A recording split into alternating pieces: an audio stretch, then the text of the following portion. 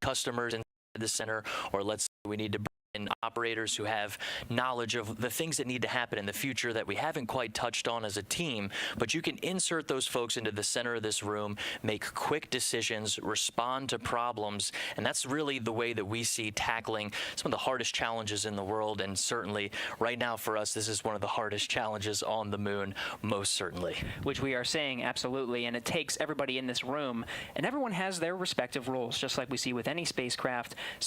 Each of these individuals provides insights into a specific spacecraft subsystem. And the captain of this whole thing is usually the mission director. In this case, this is Blue Team. That is Dr. Tim Crane. He's our co-founder and chief technology officer, serving as mission director today. Flight control operators continue to monitor Nova-C's performance. Operationally, we're still counting down to PDI ignition at 5:11 p.m. Central Time and landing at Malapert A at 5:24 p.m. near the south pole of the moon. For more on Malapert A, let's head over to Leah Cheshire. Leah?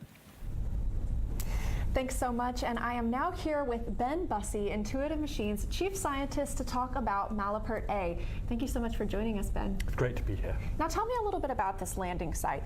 Why was it chosen? What sets it apart?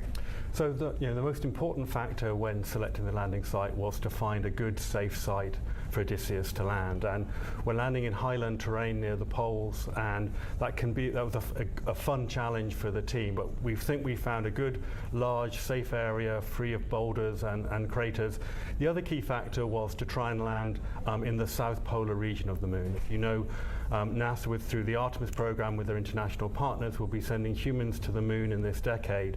So the goal was to find somewhere in the south polar region that was large and safe, and we sort of think just outside the rim of Malapert is sort of a Goldilocks location that will allow all the payloads to get the data that they want to get. And you talked for just a second about that lunar highland material.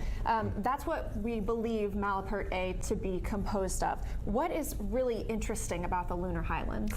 So if you look at the moon, you see bright and dark regions, and the dark regions are lunar mare, which are old volcanic flows.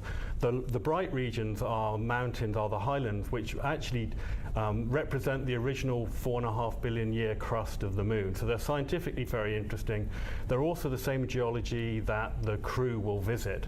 And so we want to go and get the first data of the highlands near the poles. And so we have one of our instruments, for example, is SCALPS, and NASA likes its acronym. So it's the stereo camera for lunar plume studies. And so that camera, which is 4 video cameras, will image the dust of the highland terrain right before we land. And so we will learn how it behaves as landers come down. So as we start to put multiple things near the poles, we know how far away we have to land. And we know that there are some interesting conditions for these areas in the lunar South Pole. That can be lighting, that can be communications, terrain itself. So what can we expect at Malapert A? So yeah, as you get very close to the poles, the lighting and communications becomes very challenging. And so for IM-1, we've gone to about 10 degrees, about 300 kilometers from the pole. And we think that's a good location because it's the closest to the pole that anyone's landed. But for example, we've chosen a site where you can see the Earth all the time, which is obviously communications being a key challenge. Whereas for IM-2, our second mission later this year, will go even closer to the pole.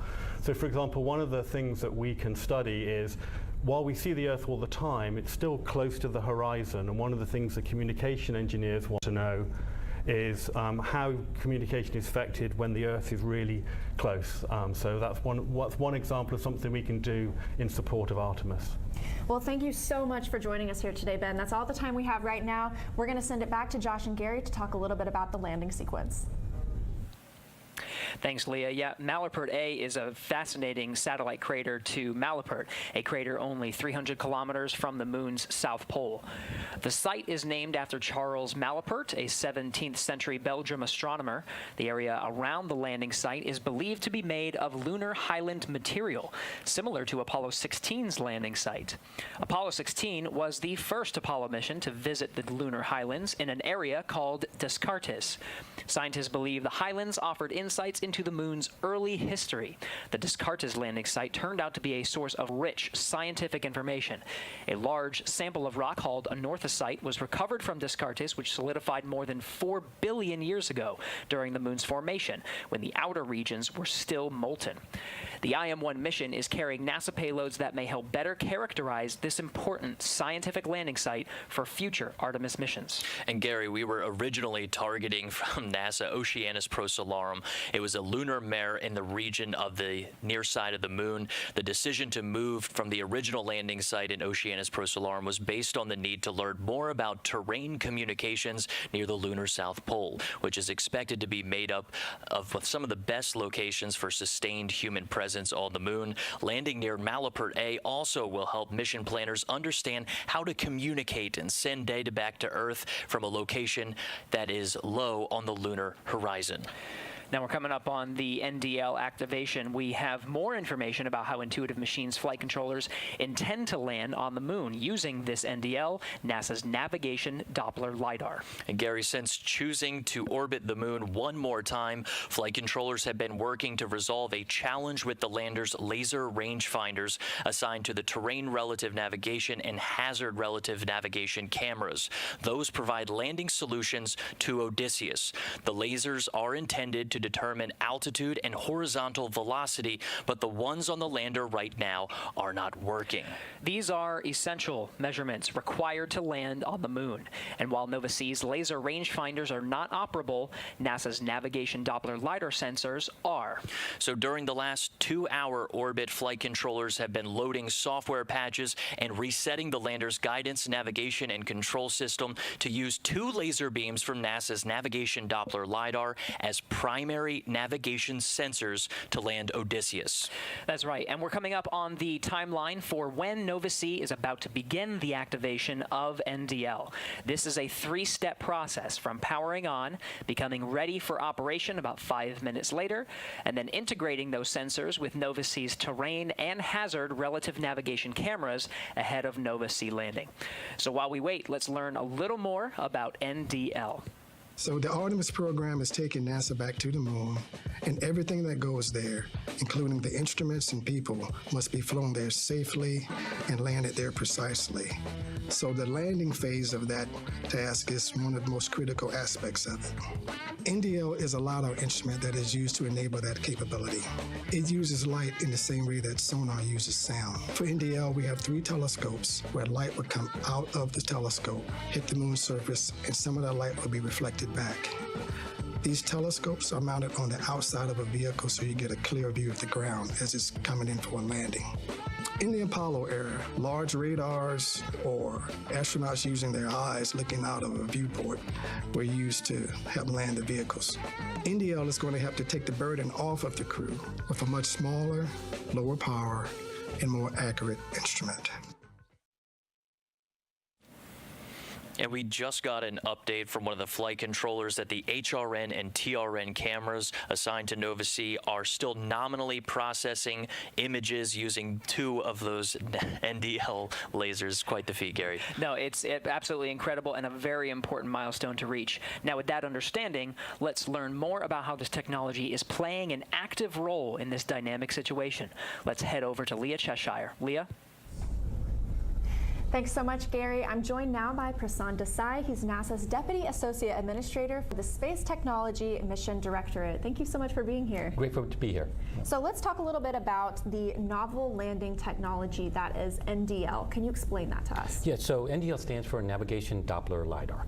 And one of the challenges for doing any space missions is knowing where you are and trying to figure it out, right? And so we're looking to develop newer capabilities that we can do that more precisely and that take up less volume and mass on the spacecraft so that you can have all the available payload mass for instruments and other scientific things we're trying to do. And so this is the next generation of a new capability where we're trying to go from the traditional measurements using radar to a laser-based system. And so that's what this Navigation Doppler LiDAR will be doing, is sending out 3 laser beams to try to get the velocity measurements in the lateral direction as well as the vertical direction. So when it comes to NDL, what are some of the challenges we expect to see when using this technology? So we've tested it on the ground in a number of platforms, from helicopters to landers out here on the surface, on the Earth, to test this out. But this is the first time we're going to test it actually in the space environment on a lunar surface, right? And so we will see how that different environment will really affect the systems, right? And so one of the things that we would really like to know is what how the pulse comes back after they send the laser, and how it reflects back to the system, how long it takes to process, and how it will help define the solution to figure out the trajectory to go down to landing on the surface. Now, this technology has become a little more critical for today's mission, so can you talk about how NDL is now being used in today's landing? Right, so we put this as a tech demo with tech demonstration as a test. Right? We weren't planning to use it in line with the actual mission coming down to the landing, but now we are. So basically it is now the primary system to help provide the velocity and altitude information so that the lander can land safely on the surface. And that's important because as the lander comes close down, we don't want it to tip over. And so we need to get an understanding of the vertical velocity so it knows how much thrust to slow down, but also the lateral velocity, because if it comes down sideways too much, it can tip over and fall. So by knowing the velocity, the lander can decide exactly how to come down and hover, basically slowly to come down. And that's why it's really important to do this testing. But here we are today. We're going to try it for the first time in line, and so we're excited for the mission. Yeah, a demonstration totally in action. Yes. So just very briefly, there are 2 other tech demos on this mission. Can you cover those very quickly? Yeah, so 2 other things that we're trying to improve on is one, radio frequency mass gauge, which is to try to get a measurement of the fuel that's on any system, any spacecraft. One of the things about low gravity is the propellant doesn't settle down, where like in a car gas tank, it's on the bottom so you can measure it easy. In space, it floats. And so how can we do that so we know how much propellant there really is? And then the other one is scalps. One of the things that as it lands, the thrust is going to throw up all this eject of the lunar regolith thing. And so we have 4 stereo cameras that are going to take images of that and get data so that we can improve our modeling, so that in future landings we can make them more safer and things like that. So we're using that as a technology demonstration as well to improve future landings to make them more safer. Well, thank you so much, Prasanth. It's really been great speaking with you, really exciting stuff. And for now, we're going to send it back to Gary and Josh. Hey, thanks, Leah. Nova C is a little less than 55 kilometers from the lunar surface and about 20 minutes to powered descent initiation, a critical maneuver that marks the beginning of Nova C's final moments before touching down on the lunar surface. It's no secret that landing on the moon is challenging. Countries around the world have attempted this incredible feat, some successful and some not. Of course, the United States has landed on the moon many times, most notably during the Apollo program. But this may be the first landing by a U.S. commercial company enabled under NASA's CLPS initiative. Ahead of these important milestones, let's discuss the challenges of landing on the moon through CLPS. Take a look. Landing on the moon is hard. We're going back. Under this Artemis program, we're going to be sending humans to the moon for the first time since Apollo. So ahead of humans, we want to get up as much science exploration and technology experiments as possible. So CLPS starts facilitating a lot of the early science, the things we want to learn before we even send humans. CLPS stands for Commercial Lunar Payload Services, CLPS. The services part is the key element. Ordinarily, when NASA delivers a payload to the surface of the moon, they do it with a commercial partner, but NASA controls the building of the vehicle. Now, we're buying the service of delivery of our lunar payloads to the surface of the moon. It is a delivery service, akin to a delivery service that you'd have here on Earth. NASA will provide payloads to a commercial company. They decide how to get it to the moon. They have to develop their own lander, but they also have to manage the entire end-to-end mission. It's meant to provide affordable, rapid, frequent access to the lunar surface through American companies. We're funding different companies. We have commercial companies that are competing to win task orders to deliver our payloads to the surface of the moon. One of the goals when we started CLPS was to help establish a lunar economy. Somebody has to do it first, and then it becomes commercially available. Then they're able to crank them up. Then they're able to make it more affordable. And so the lunar surface is just the next frontier for a commercial environment. But we had to acknowledge up front, all the way through the highest levels of the agency leadership, that some of them will fail. These missions may not be as successful as a traditional NASA mission. We have accepted the risk that going through this innovative approach with these commercial companies, that there could be some failures. Some of them are new companies. None of them have ever successfully landed on the surface of the moon. So they're going to learn lessons. We need to give our vendors the opportunity to learn. And so that'll help ultimately buy down our risk as these companies learn, okay, what does it take to actually build up the lunar lander, integrate payloads, get to the lunar surface and land safely. They've been able to demonstrate that they have very, very good technical depth and the ability to design and execute missions. We're willing to take more shots on goal, and we aren't risking human life. And in the big picture, if we're flying missions at 1/10 of the cost of a NASA mission, and we fail 2 of them, we still get 8 missions for that same price. Even with 1 or 2 or 3 failures, this is still a very economical proposition. It's a risk posture which is more risk tolerant than NASA is accustomed to. There's not a single one of these companies that's willing to bet their mission on a coin toss. Every one of them is doing what they can in order to have the most successful mission possible. But the important thing to realize is that risk tolerant does not mean risky. And the rewards are a long-term ability to get payloads to the moon inexpensively, frequently, and rapidly.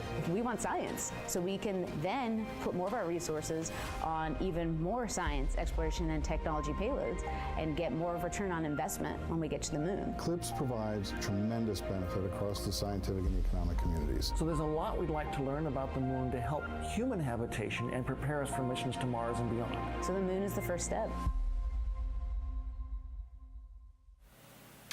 The teams here in Nova Control have been working diligently over the past 7 days to take us this far and are laser focused on the operations ahead. We're following the clock down to the start of those autonomous operations of Nova-C, starting with the powered descent initiation. For now, we're heading back over to Leah Cheshire, who's standing by with NASA's Associate Administrator. Leah. Thank you, Gary. I'm joined now by Jim Free, NASA's Associate Administrator. Thank you for joining us, Jim. Thanks for having me. This is a big day, and what are some of the challenges to landing on the moon that people might not expect? Well, it is a big day, by the way. You're right. I think the challenges are multifaceted. First, getting into lunar orbit is a challenge. Going to the South Pole is different than going to other parts of the lunar surface. The lighting conditions are a lot different than at the equator. So you have your hazard detection has to be a little more reliable. You have to be able to do that last minute avoiding of the hazards that are on the surface and finding that right place to set down, so you're also level or within a tolerance that you can be for level on the surface. We've talked a little bit about how this is a different model for us. So how does NASA help ensure success while we also allow these companies to figure out their solutions? We're able to offer our technical expertise, so companies can ask for technical experts from NASA that might be an expert on lunar surface conditions or orbits around the moon, or even just in assembly of the spacecraft, the vehicles. But they can also ask for help during the mission. We provide help through our deep space network to get the communications, to bring the data back to the control center here, to help them maybe understand their orbit better or get more communication with the spacecraft as well. So both in advance of the mission and during the mission also. And CLPS is just one way that NASA is using, we're working to strengthen the American space economy. So what are some other ways, and why is NASA pursuing this commercial route for complicated space missions? So we started back in space station, where we started with the commercial cargo, where we spurred on investment in commercial delivery of cargo to space station. That's ported over into our crews flying commercially. We're doing that on the Artemis program, buying things by service so that we can spur on other investment that allows us to get our resources and use them elsewhere to do other parts of our mission, exploring the moon or beyond. You talked a little bit about Artemis for a second. So how does CLIPS fold into NASA's plans with Artemis and with this Moon to Mars architecture? I think I could talk about Artemis for hours, but CLIPS is absolutely essential for Artemis. It's our first steps of understanding the lunar environment. So the Intuitive Machines lander is going to help us understand how the lunar dust moves as the rocket plume, the exhaust of the rocket hits that dust. We need to understand that because we're going to land even bigger landers with our humans in the future, and we want to land it close to our other elements so we're not blowing that dust everywhere. How does it behave? So that's just one part of it, but it is our first step of understanding that environment that we're going to put our astronauts on the surface. And of course, we're really, really looking forward to that mission. But for now, thank you so much for joining us here today. We are going to go back to Gary and Josh to highlight some more payloads ahead of the powered descent initiation. Hey, thanks, Leah. A report at 4:54 p.m. Central Time from the flight control teams shared that Nova C is less than 30 kilometers above the lunar surface and is in the lunar southern hemisphere. We're still on track for PDI at 5:11 p.m. Central Time. Nova C will perform this maneuver to slow the vehicle's descent, then pitch over and scan the landing site for hazards, making any necessary corrections in the final burns to ensure a safe landing. We've highlighted 5 of the 6 NASA payloads so far throughout our broadcast today. Let's talk about the final NASA payload, LN-1. Lunar Node 1, or LN-1, is a small CubeSat-sized flight hardware experiment that integrates navigation and communication functionality for autonomous navigation to support future lunar surface and orbital operations. Lunar Node 1 is meant to be a demonstration of how we can use various navigation technologies to figure out where you are in and around the moon. I'm holding in my hands the Lunar Node 1 mass simulator. We use this build to test out our vibrational modes, put on a shake table, and also do fit checks with the lander itself. Inside of our payload, we have multiple electronics boards that fit within this chassis that is a little bit about a half a U in size. You can see our external connectors here where we have our data and power to the lander itself. And within here, we have multiple boards that do the power regulation, our data control, our FPGAs, all those kind of electronics pieces are in here, as well as a small S-band radio that attaches up underneath this top radiator in order to distribute this heat, and then to talk to the antenna, which mounts here. This is the same size and build as the flight payload. It's just not covered in MLI or some of the other materials that you'll see on the flight build itself.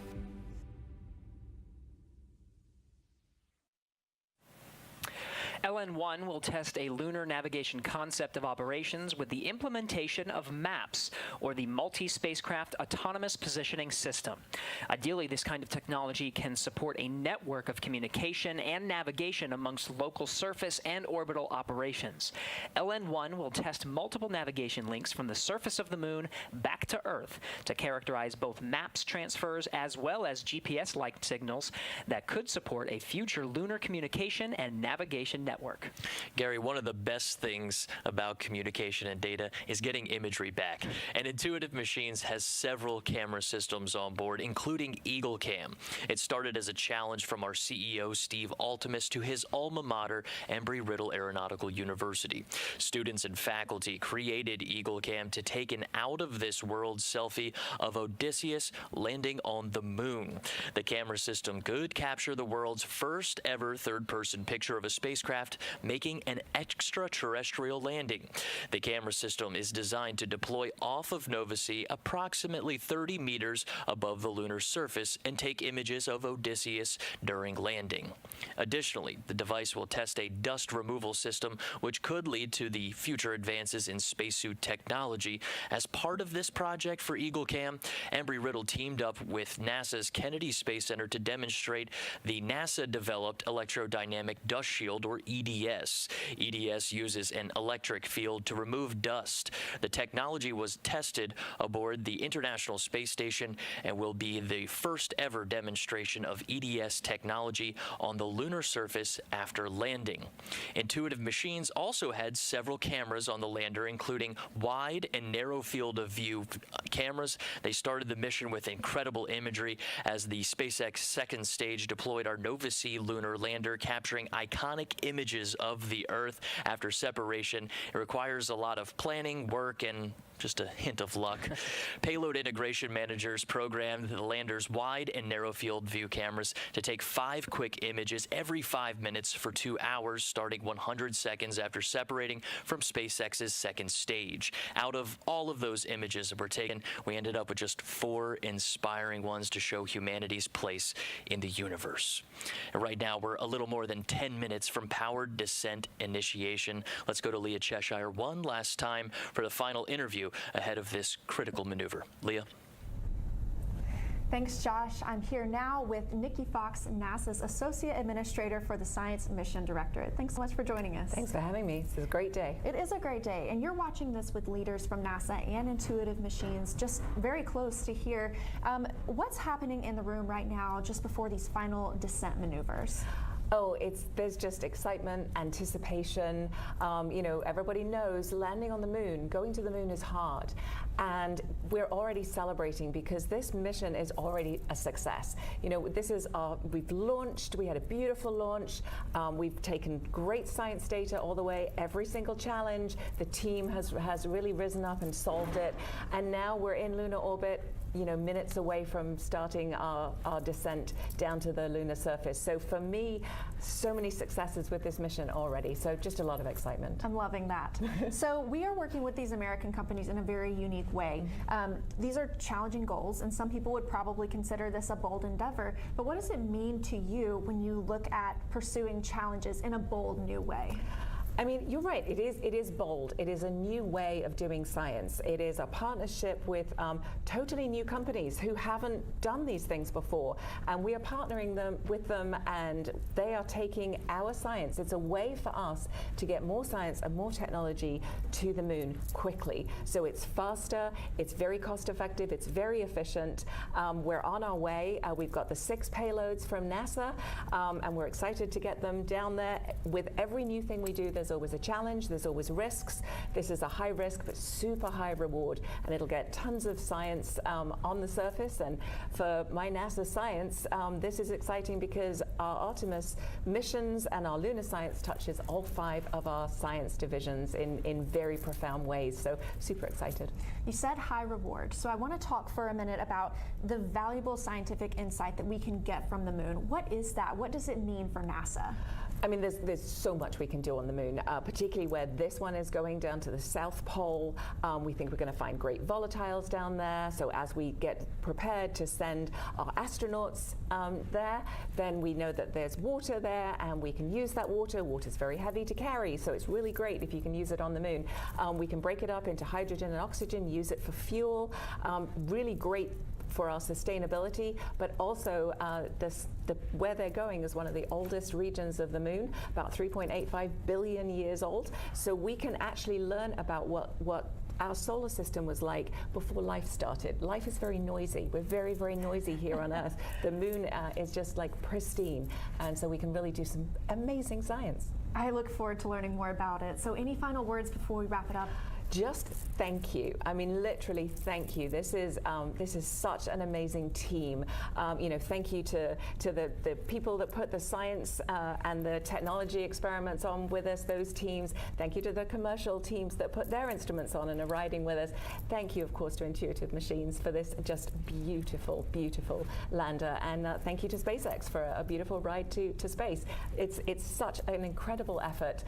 All one, I don't know, I'm a big bundle of emotion. Go NASA, go Clips, go OD, go Intuitive Machines. I'm with you all the way. Thank you so much for joining us here today. Now we are following Intuitive Machines flight controllers during Nova-C's final descent. So back to Josh and Gary. Thanks a lot for that, Leah. During that interview for folks at home, we did hear that there was a maneuver to burn attitude, which means the lander is starting to make the positional requirements needed. And we're going to start listening into the IM-1 channel so folks at home can hear. We just heard from flight controller about 5 minutes until TIG. Altitude of 10 kilometers, downrange 1,100 kilometers. TIG being time of ignition, so we're inside of 5 minutes. TIG minus 5 minute dead pins. TIG minus 5 minutes. We are standing by for powered descent initiation.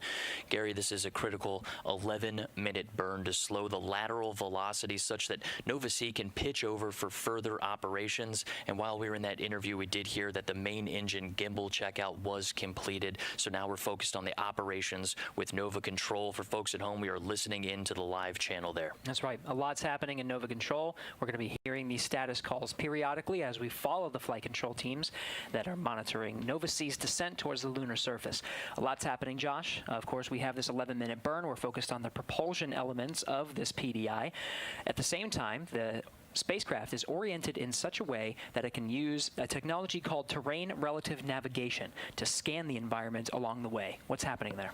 Right, so we know that we needed terrain relative navigation then when we were descending and coming down to the lunar surface.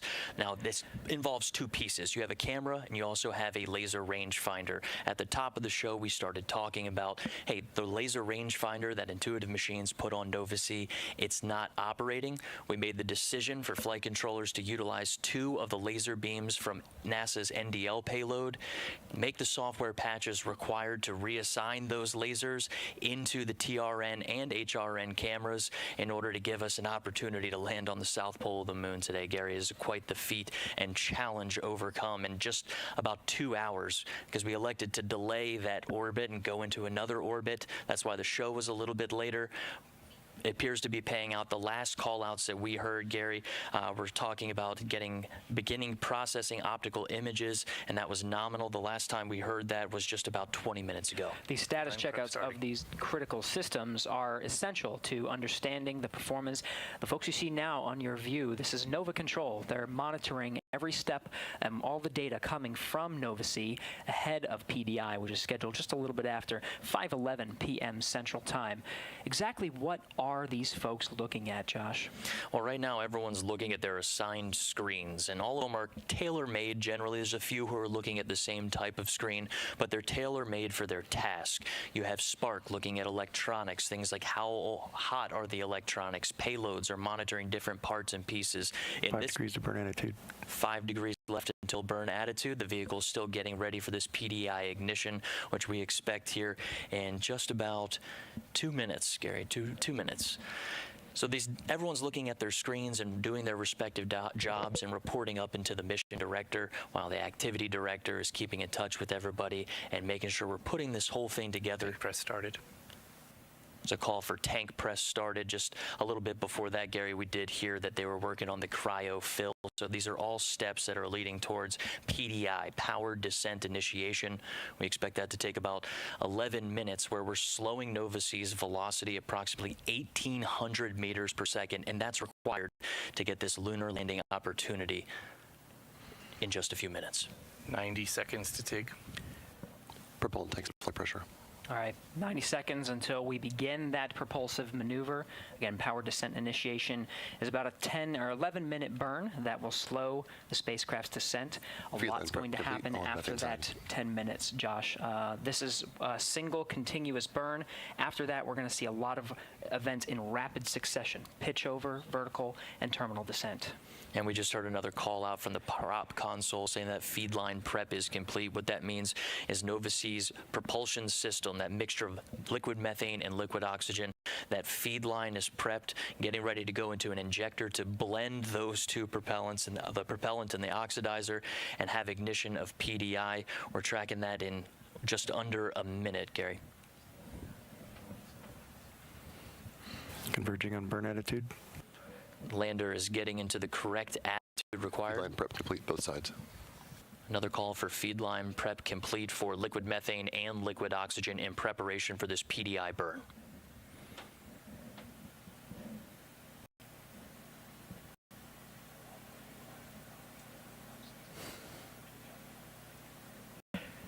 $15 seconds, exec mode. 15 seconds to exec mode. We're tracking a little less than a minute, though, until the time of ignition for powered descent initiation. Settling. Ignition. Throttling up. Main stage. There we heard main stage ignition. That's coming from our prop console, Rob Good Moorhead. control. GNC call on control. Thrust. Thrust awake 1.5.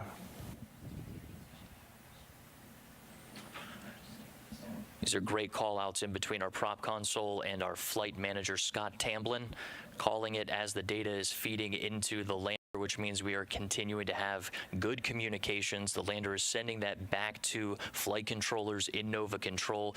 Gary, something we prepared for, we planned on, is that loss of communications, and that's why we have this. I see good thrust control.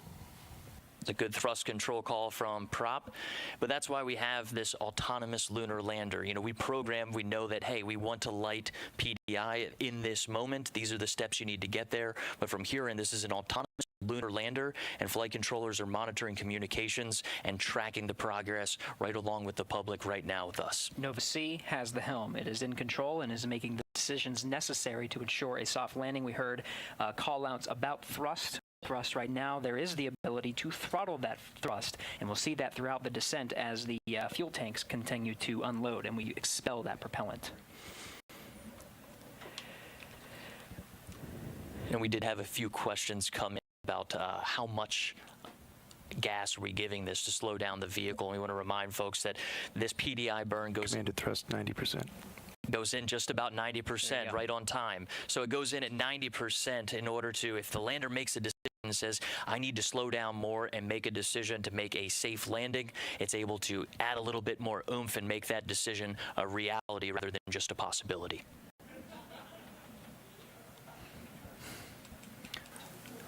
Showing 500 kilometers to target, but my display's a little bit stale. That's the mission director, Tim Crane, calling about 500 kilometers, but stating that his information might be just a bit stale. 1,000 psi in a helium tank. It's part of the reason we're showing this animation, Josh. Of course, this is not telemetry driven. We're just showing you exactly what's happening. As we hear the calls, this information is relayed through the audio loops.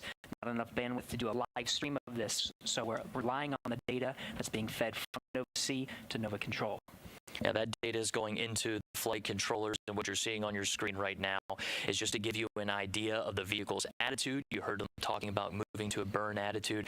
This is what we expect Nova C is doing right now. It is a simulation in the large screen just to give you an idea of what's happening over these critical approximate 10, 11 minutes of PDI, power descent initiation, trying to slow Nova C down, bring that acceleration down to about 1,800 meters per second.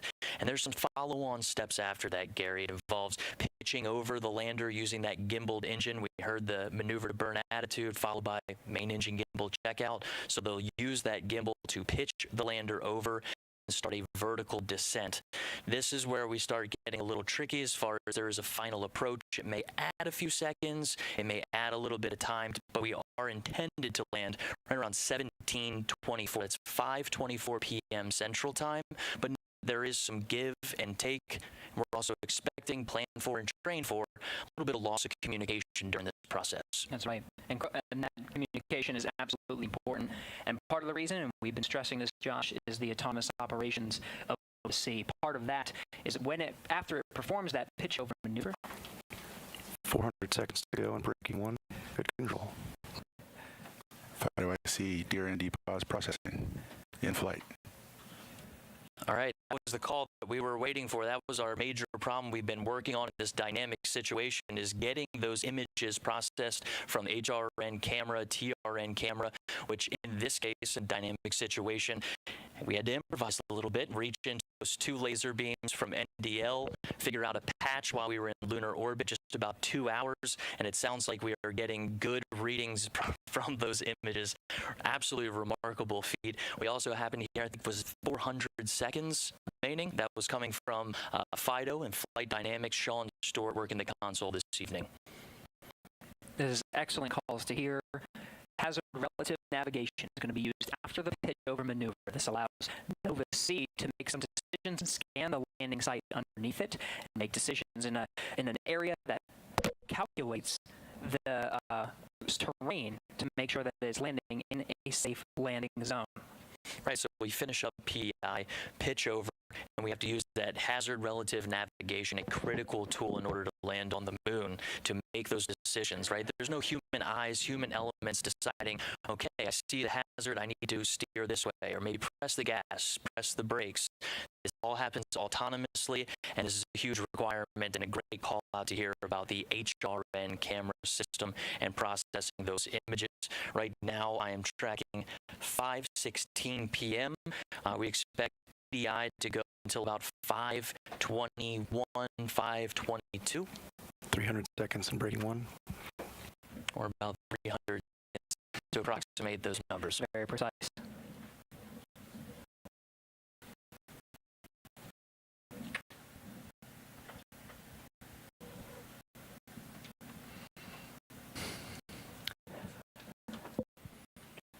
Josh, after those final series, Thrust weight 1.7. following along, after those critical maneuvers, Community thrust still 90%. 90% thrust. We'll hear those call-outs periodically. We started at full thrust, 90%. Engine Still throttling. And good performance on that engine. That's a great call out. Two things there. Nominal performance on this engine, as well as the helium tanks. So what we haven't mentioned so far in the show is that the helium tank pressurizes that liquid methane, liquid oxygen tank. But in addition, it's also used for reaction control system. Those are the small spurts that you see at the top of the lander in the animation that control the vehicle's attitude. So for things like landing on the moon, you really want to land at the right attitude. That way your antennas are facing back direct line of sight to Earth, and you can get that ultimate confirmation once you do suspect that you have landed on the moon. The antenna alignment is an important element of landing on the moon, Josh. We're expecting the high-gain antennas to be pointed towards Earth to confirm, but there may be a delay. We are expecting some sort of delay. I was talking to the mission directors about how quickly we could receive a positive confirmation after this landing process is through, and there was some dispute over how long. The earliest was just about 15 seconds after we see timing of when the event is supposed to happen. So right now we're tracking about 5:24 p.m. Central Standard Time. So maybe anywhere from 15 seconds after that, maybe a few minutes, 2 to 3 minutes while we work to acquire that signal. Because as you mentioned, the lander is going to a general area. 9 kilometers altitude. 9 kilometers altitude, call from Tim Crane. The lander is going into a general area that we say is the general area we want you to fly to. It's using that hazard relative navigation to make better decisions about this is an area with the least amount of slope. This is an area that's free of boulders and other obstacles. So it's making autonomous decisions about where to go. 3 minutes to go. Breaking one. 3 minutes call. Just to wrap that up, when the lander is making those decisions, Gary, it's also very difficult to track. We've been very fortunate for tracking communications to this point. But to wrap that up, Josh, 3 minutes, that brings us to just shy of 5:22 p.m. Central Time. We should hear that the power descent initiation burn is complete. Then we'll begin the next series of maneuvers to get us towards vertical and terminal descent. It starts with pitch over. And just looking at our notes here, we did go into this burn expecting pitch over at 5:21:57 seconds. So good call out on the timing of that maneuver. It's important to remember PDI starts an engine burn that does not stop until landing. So this is a throttleable liquid methane, liquid oxygen engine. We lit the engine at PDI, and while we are changing it to a pitch over, vertical descent, and terminal descent, and then landing, as it throttled down to the lunar surface. And we do get out of PDI if we hear that call, PDI complete, good burn. Everything after that is going to happen in very quick succession, Gary. The time it takes to go from pitch over to landing, or what we estimate landing to be, just look at maybe 90 seconds. It's expected nominally. There's some wiggle room. 3 minutes touchdown call from the mission director. For that sets us a little after 5:23 p.m. Central Time. Burn 5, 3, and 25 seconds. Autonomous operations, Josh, sets this to a clock. This is exactly what we got paid for. Still processing. We're right on track. Turn around navigation. Excellent call out. That solution that Flight Control was working so hard on to make sure HRN was working, pulling on extra resources that weren't originally planned for from those 2 laser beams from and sounds like that solution is working. And people working in the software were certainly under pressure. The clock was ticking as we went into that extra lunar orbit. It wasn't a situation where we could just sit in lunar orbit and try to solve our problem. It's done so far on the clock. Touchdown that required to have designed on the ground and uplinked to NASA's navigator to be routed to relative navigation and hazard relative navigation that column is favored.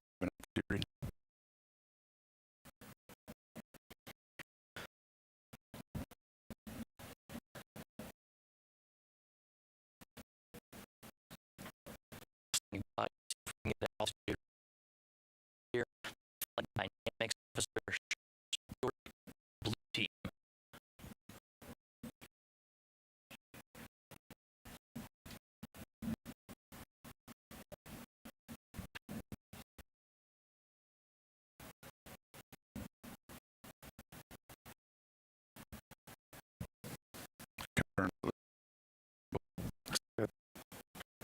Sounds like we have data that confirms pitch over the star stage.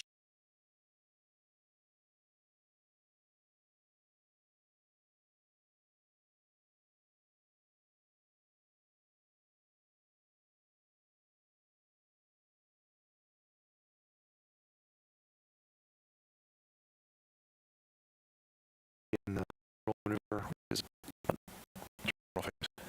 which is a little overrated. The landing that's the last one I have.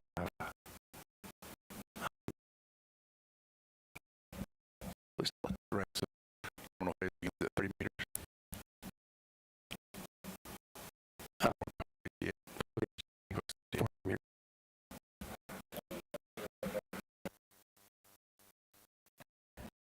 Great conversation confirming.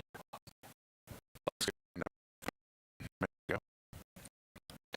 was very familiar with the attitude of the lander, making sure that those antennas are in direct line of sight with Earth stations on Earth.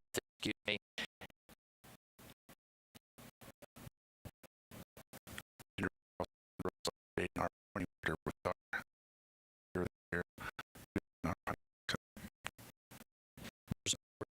For the communication back to the ground stations, particularly at the UK. And it's important to remember that we have an entire network working this problems and active entire mission. The largest, most powerful dish out of all of them is a 64-meter dish in Australia. That time to search for that opportunity with the largest, most powerful dish will about 12 to 14 hours after our estimated touchdown. This is a process that we could look and searching for the lander's signal for confirmation for quite some time. We continue to listen and stand by as our flight controllers with the ground station in Kingdom to work this issue. It's another challenge, very similar to the challenge solved just this far.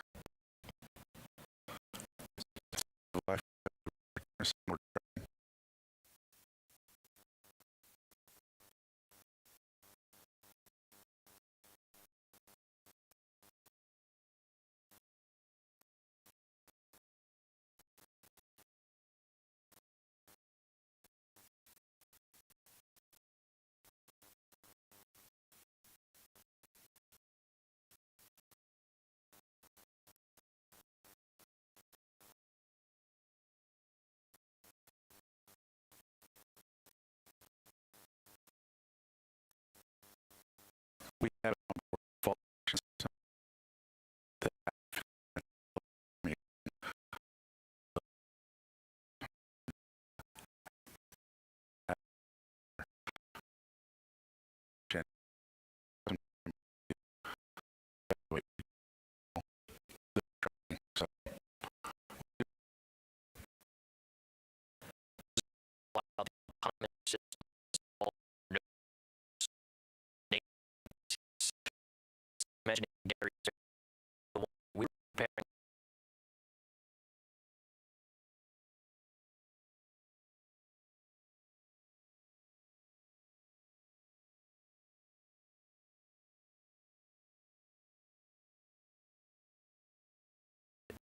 phases of 15-minute increments to confirm the status of the landing. So we could be here and we'll stand by and monitor as Nova Controls continues to work this issue. Yeah, tense moments inside of mission control with the most qualified folks. But we from our high-gain antenna and transmitter. It's faint, but it's there. So stand by, folks. We'll see what's happening here. And we're going to continue to stand by. Let's keep the camera on inside of Nova Control. It sounds like we're getting some kind of faint signal. Command to reactivate. Make sure we're transmitting.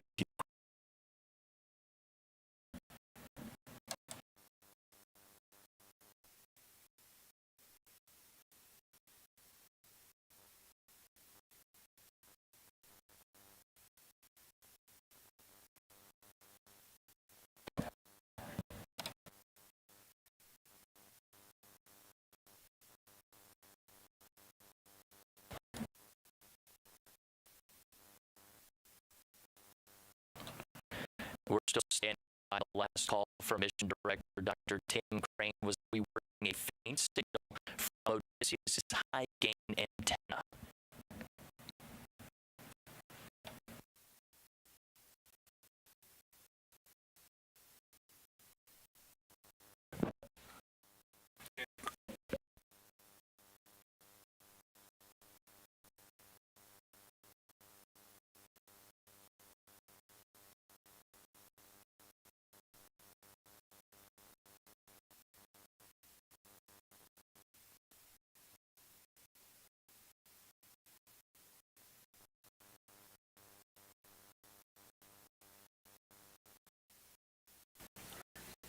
All stations, this is Mission Director on IM-1.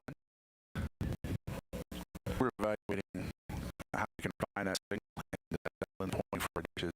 What we can confirm that out is equipment is on the surface of the moon. We are transmitting. So, congratulations, IM team. We'll see how much more we can get from that.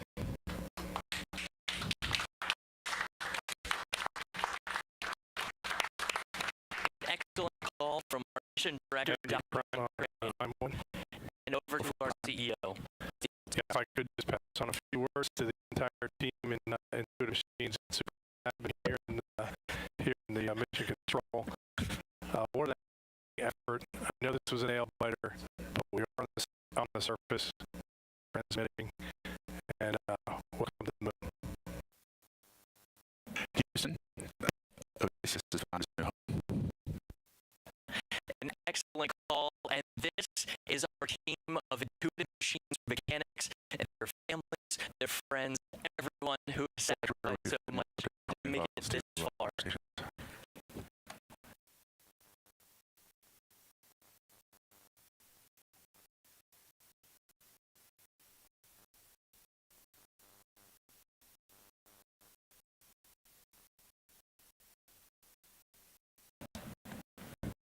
How about that call, Gary? That was something else, a faint signal. Now it's time to work on refining that signal. Dr. Crane, our mission director today, making the call. Odysseus has a new home. Show the disciplines of the flight controllers in Nova Control. They waited until there was absolute confirmation that there was a signal, and then that was when they took the moment to celebrate. We saw that it wasn't just the individuals in Nova Control that contributed to the mission. The contributions to enable the success of Nova C's landing on the moon stretches far and wide. We showed, of course, some of the folks watching there, but really it extends even farther than this. A wonderful and truly amazing moment to celebrate. The U.S. has landed on the moon once again. And to everyone, you mentioned it goes beyond just the folks we saw on camera waiting, working through those tense moments for their friends, their families, and everything it took to get to this point. We're still expecting an image. We expect that to come down sometime in the future, especially as we look towards some high-resolution images. Let's go ahead and it sounds like we do have a message we'd like to get to. Can we have that message special for our folks, our employees, and folks watching at home? And that's right. With Nova landing at Malapert A, congratulations, like you said, Josh, are flooding into the team. That's the tone for American leadership and a strong lunar economy. Here's NASA NASA Administrator Bill Nelson.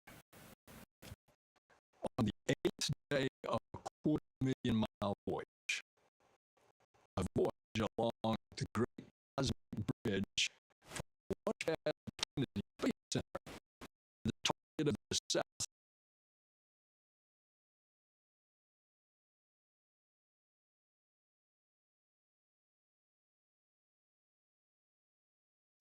launched upon a SpaceX rocket carrying a bounty of NASA scientific instruments and bearing the dream of a new adventure in science, innovation, and American leadership. Well, all of that aced the landing of a lifetime. Today, for the first time in more than a half century, the U.S.